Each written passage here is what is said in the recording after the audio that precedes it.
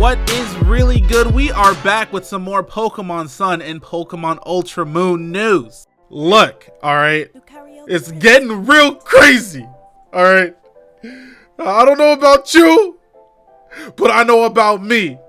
And I'm really excited because the leaks were real, people.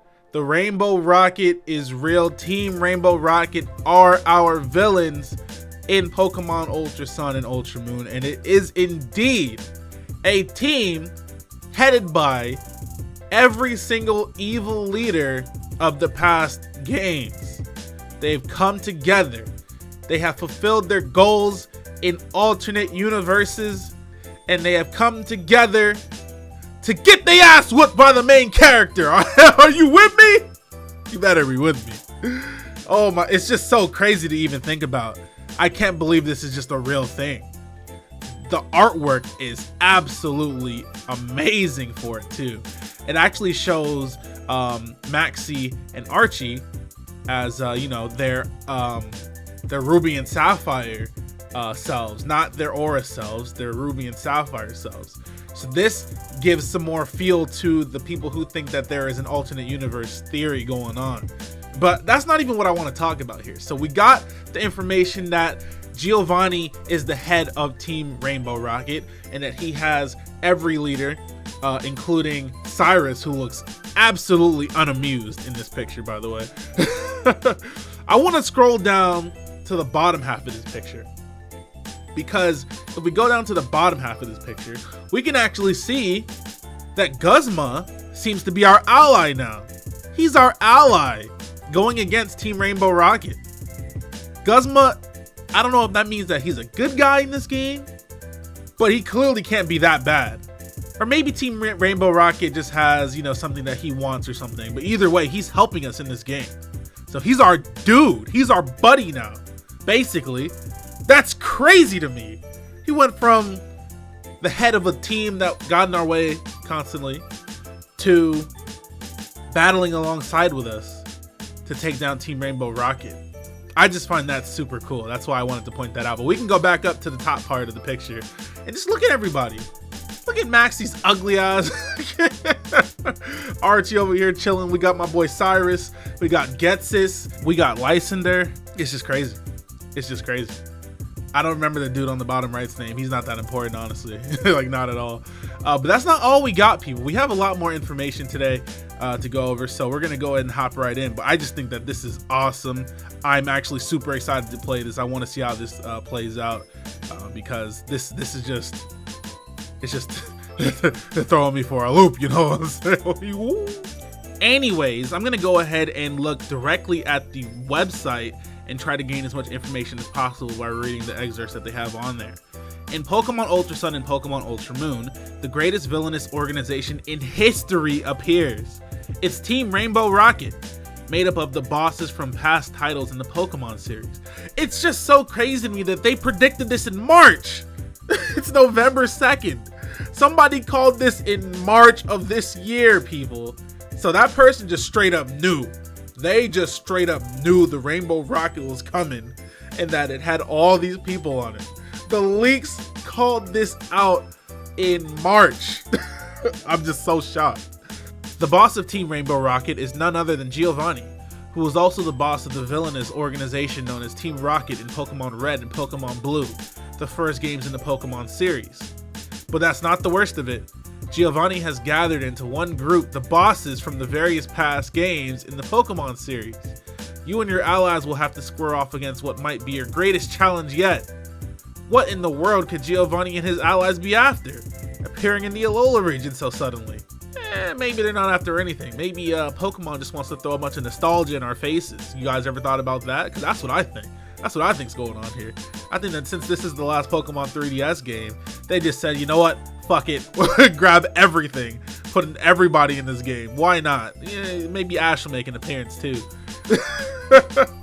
You're gonna have red, blue, green, yellow, gold, silver, man. Everybody gonna be in this damn game.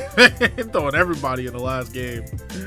Alright, so they actually have an excerpt about every single person in Team Rainbow Rocket, starting with Giovanni, of course. Team Rocket boss Giovanni. Giovanni is the boss of Team Rocket, which made its debut in Pokemon Red and Pokemon Blue.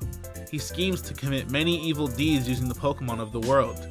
While he's the boss of Team Rocket, he was also the gym leader of Viridian City Gym, and he stood in the hero's way countless times.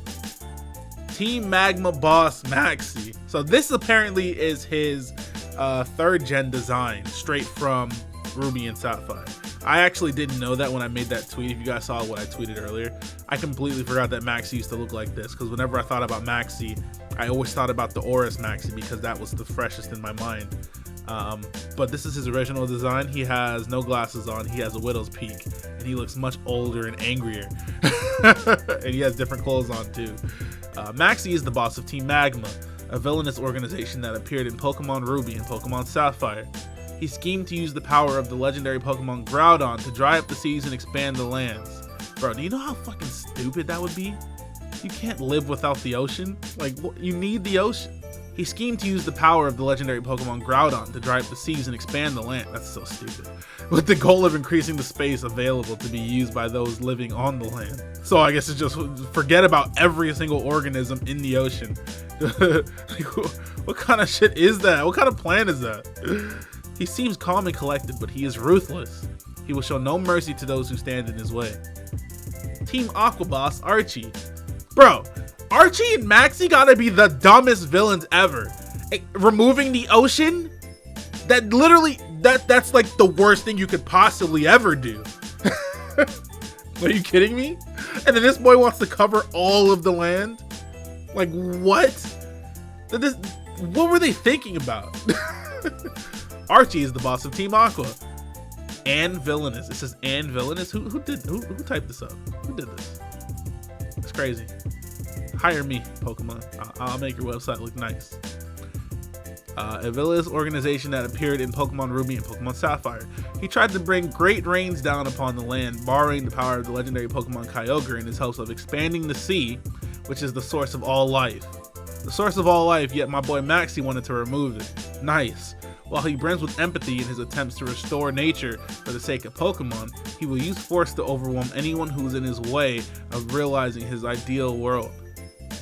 And then we got my personal favorite villain, Cyrus, who this is the 4th gen villain, and he was my favorite just because 4th gen is my favorite. Cyrus is the boss of Team Galactic, the villainous organization that appeared in Pokemon Diamond and Pokemon Pearl. Believing that the human heart is imperfect, Cyrus held a desire to use the power of the legendary Pokemon Dialga or Palkia to erase the current world and create a perfect new world. He always conducts himself in a cool and logical way, and he is greatly trusted by his subordinates in Team Galactic. That's my boy. He's the only one that wasn't fucking crazy. No, I'm kidding. He was definitely crazy. Ghetsis is the boss of Team Plasma, the villainous organization that appeared in Pokemon Black and Pokemon White. He planned to use the powers of the legendary Pokemon Reshiram or Zekrom, as well as a boy called N, who was able to understand the hearts of Pokemon, to realize his desire that only his team should have Pokemon in order to rule over all of those without Pokemon. He speaks politely and acts like a gentleman, but he also shows glimpses of a cruel side, treating N, a boy he raised as if N were his own son, like a monster. Okay, first of all, he speaks politely and acts like a gentleman? Look at him! I'm not fucking with this man! Are you serious? If I ever saw somebody dressed up as fucking Ghetsis, I'm getting as far away from him as possible. What is he even wearing? Oh, hell no! I don't give a damn. He has a fucking scouter on his eye. Like, what are we even talking about here, Pokemon? He speaks politely and acts like a gentleman? What the fuck does that have to do with anything when he looks like this? Like, what? I'm just getting angry. And last but not least, Team Flare boss Lysander. Lysander was the boss of Team Flare, the villainous organization that appeared in Pokemon X and Pokemon Y. He is, by nature, a man of deep sympathies, but he has been driven to despair by watching humans fighting and struggling against one another, and he comes to believe that the only way for people to live in beauty, without strife or struggle, is by reducing the number of people living in the world. Straight up genocide, bro. He restored the ultimate weapon, which had been sealed away 3,000 years earlier, and then, using the power of the legendary Pokemon Xerneas or Yveltal, he attempted to eradicate life! Eradicate life! Damn it, dude. So that is Team Rainbow Rocket. Team Rainbow Rocket is consists of these monsters that I just read about. Holy crap, man, it's crazy. Next up, we have a little bit of info on something else that came from the leaks, the battle agency. So the leaks definitely stated that there would be some kind of battle factory type of deal in Pokemon Ultra Sun and Ultra Moon. And I guess that's what this is here, the battle agency. So I'm going to read this off the website as well. The battle agency is a new facility where you can enjoy battling by easily renting powerful Pokemon. Now, do you get to choose these Pokemon, or do you just get them given to you like the battle factory? When you don your sunglasses and become an agent at this facility, you can take part in single battles using rental Pokemon. You'll have 3 such Pokemon to command as you try to defeat the 3 Pokemon in your opponent's team. Try to win your way to being the best of all the agents.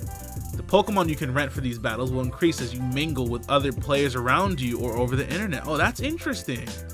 Okay, I didn't know that. Connect with formidable players and you'll be able to rent powerful Pokemon. So communicate with lots of other players, choose the Pokemon you like best from those available to rent, and aim to become the top agent. Wow, I actually am very interested in that now. And the artwork for this is also amazing, guys. You guys gotta see this stuff. And another thing that's pretty interesting, this is definitely gonna be in-game only, at least I think so. But there's a thing called Totem stickers in this game now, and apparently if you collect them, you can use Totem Pokemon in battles. And the Totem Pokemon, if you guys remember from, you know, the original Sun and Moon, are the Pokemon that are much larger than you know, the average Pokemon. Let's go ahead and read about this stuff. With Pokemon Ultra Sun and Pokemon Ultra Moon, you will be able to collect stickers called Totem stickers all around Alola. Totem stickers glitter and shine in the field. If you collect these Totem stickers, you'll be able to get a huge Totem-like Pokemon for your team based on how many stickers you collected.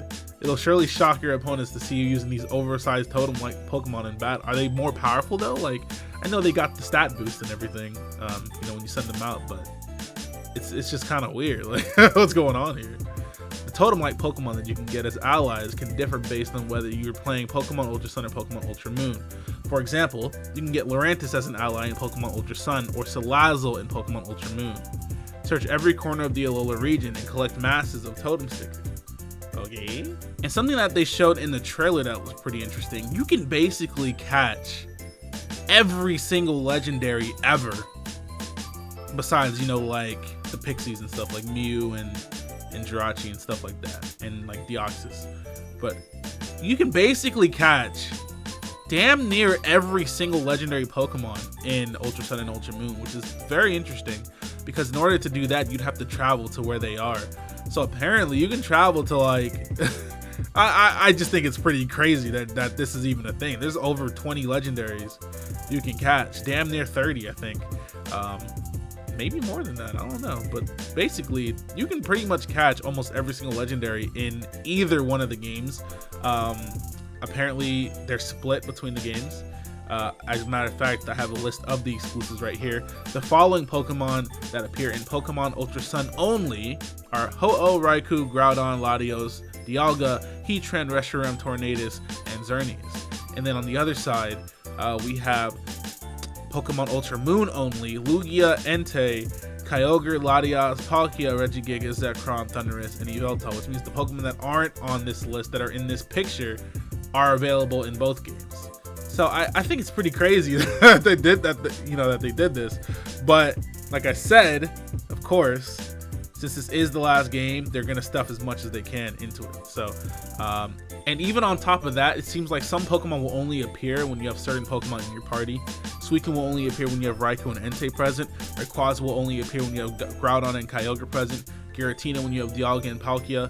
Kyurem when you have Reshiram and Zekrom. And Landorus when you have Tornadus and Thundurus. Which means that you absolutely have to get both of them from one of the other games. They're encouraging you to trade with your friends or perhaps to buy both games if you want these rare Pokemon here: Suicune, Rayquaza, Giratina, Kyurem, Landorus. So I guess we're gonna have to figure out a way to get all these Pokemon or share or something. But anyways, that's most of, you know, everything. The rest of the stuff that they showed isn't that important. I do find this very, very interesting. I will definitely be keeping my eyes peeled, and I think that we have more news coming confirmed on the 10th of November. So next week we'll be back. But Trap Ketchum comes out tomorrow. I hope you guys are excited and ready. It's a mixtape that I put together for you guys to listen to. Yeah, I hope you guys enjoyed that when that's out. But without further ado, I'm gonna make my way out of here. Oh yeah. Hit that like button, comment, subscribe if you guys enjoyed the video, and we'll be back next week. Goodbye.